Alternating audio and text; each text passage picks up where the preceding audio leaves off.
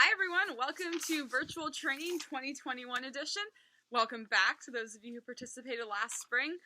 Also excited to see a lot of new names on the roster. We are going to have an awesome month. It's amazing how good of shape you can get in 4 weeks if you really commit to the plan and stick to it. I have a few changes from last year. I think the biggest thing is we're really going to focus on quality over quantity. So looking at the hours that most people are training week to week when you registered, I'm going to drop the overall hours down just a little bit from last year. I really want these plans to be realistic and ones that you'll be able to execute well and that you won't burn out or get injured with. Consistency is key. That's going to be kind of our theme. We're going to try to be consistent, and every week we're going to try to get these 4 workouts. We're going to make sure we focus on strength with 2 at-home strength routines per week. We're going to really work on our aerobic capacity with an interval workout every week. Maybe 1 week we'll throw in 2, we'll see. And then we're also going to really work on our endurance with a long distance workout every week. So those 4 are kind of like the bread and butter of the training plan. Really, if you only did 4 workouts a week, those 4 would be the ones. You could rest in between them and you should gain fitness. However, we will have easy distance training in between.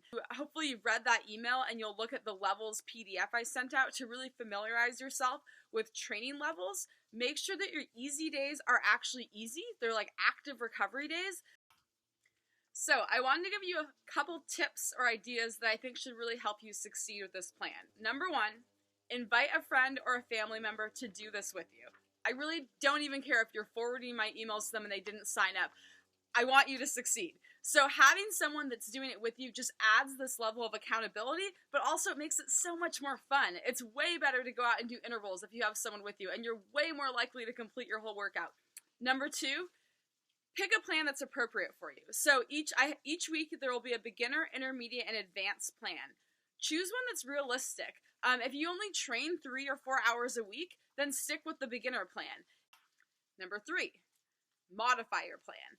So when you get that plan and you print it out before you put it up on your fridge, look at your personal schedule. Do you need to change some things around? Make sure you keep recovery days in between those hard efforts, but switch it around right off the bat so you have a plan that you're actually following that week. Number 4, I'm going to email you all a training log.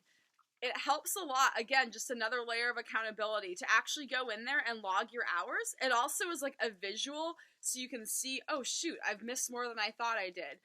And it will add up your hours right there for you. So you can put your goal and you can see what you actually did at the end of the week. You can also write some little notes about how you're feeling, and that way, if the training's going really well or if it isn't going well, we can look back and I can help you kind of answer any questions you might have, and we can decide what is and isn't working for you. When you log your time, and always log it in minutes. So if you go out for an hour and 15 minutes, you'll put 75 in the time, and that will add it up and convert it to hours for you for your total for the week.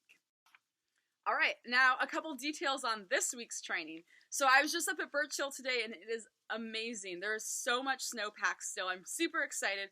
We should be able to ski for hopefully a few more weeks. I spoke to the groomers today, and their plan is as long as it gets cold enough in the evenings, they're going to go at 6 a.m. and groom every morning. So that means we're going to have this golden opportunity from about, I'd say 7:30, 8 a.m. Until probably 10 a.m. when the snow starts to transform and get really mushy and suctions your skis down and you don't have very good glide. So anyone that has a flexible work schedule, skiing in the mornings is where it's going to be at. And make sure you use that Facebook group we have. It was so awesome last spring how you could just go on there before you left your house and there'd be up-to-date trail reports because somebody from the group had skied almost on every trailhead in town. So that's a really great tool to utilize when you're headed out the door to see which trails make the most sense to go ski at. So with that said, even though we're going to continue with skiing and we're going to use the snow for all it's worth, it is really important that we start easing into running. If you're someone who wants to run this summer, you need to start now. You don't want to wait till the snow is all gone and it's your only option, because you're not going to, at least I'm not able to handle several days in a row running unless my body's been kind of eased into it. So this first week, when you look at the training plan, pick one day that you're going to do an easy jog, and that's a great day to work out in the afternoon instead, when it's like as warm and sunny as possible. Highly recommend starting out on dirt roads too. Even if it's messy, it's better to get a little muddy and save your legs than just like pound that pavement right off the bat, but everyone's different. So listen to your body on that, but we'll try to get in one run this week. So skip that morning ski one day. We're easing into the running season. We of course are doing intervals this week, and I figured why not just start the week off with a bang. So we're going to do intervals Monday. Read more details about those in your training plan.